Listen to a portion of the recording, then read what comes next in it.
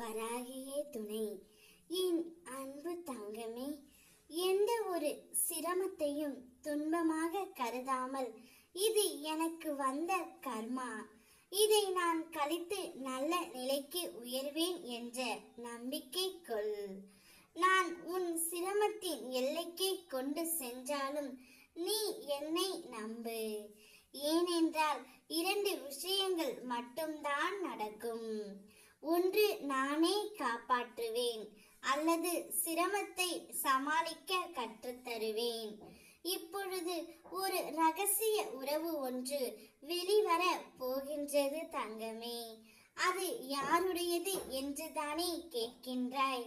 வேறு யாருடையதும் அல்ல, உன்னுடைய துணை உடையதுதான்.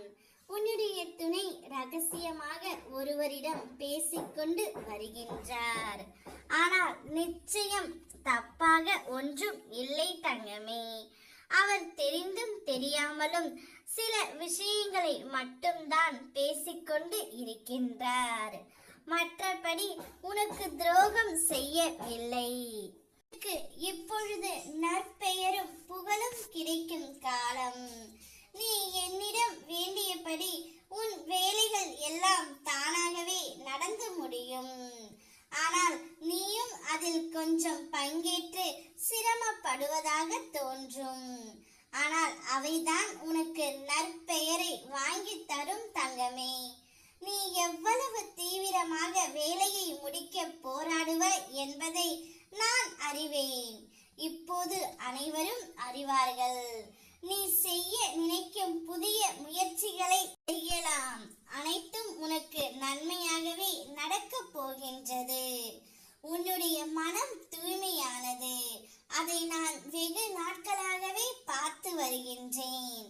ஆனால் இதுவரை உன்னை நம்பாதவர்களை இனி நீ நம்ப வைக்க போராட வேண்டாம் தங்கமே. நீ சொல்லும் உண்மையை எங்கே புரிந்து கொள்ள போகிறார்கள்? இப்பொழுது உன்னுடைய துணையும் உன்னிடம் உண்மைதான் சொல்லுவார். அவர் எந்த தவறையும் செய்யவில்லை தங்கமே. நிச்சயம் உன்னுடைய துணை உனக்கானவர் மட்டுமே. அவர் ரகசியமாக பேசிதான் வருகிறாரே தவிர தப்பு ஒன்றும் செய்யவில்லை. அதனால் அதை கலங்கி கொண்டு நீ நிற்காதே. நீயும் உன்னுடைய துணையும் வாழ்க்கையில் ஒன்றாகத்தான் எப்பவும் இருப்பீர்கள். இது என்னுடைய வாக்கு. குழந்தைக்கு என்ன வேண்டும் என்று எனக்கு நன்றாகவே தெரியும். அதை உரிய நேரத்தில் உனக்கு நான் கொடுத்து விடுவேன் தங்கமே. அம்மா எப்பொழுதும் உன்னுடனே இருப்பேன். ஓம் வராகியே துணை.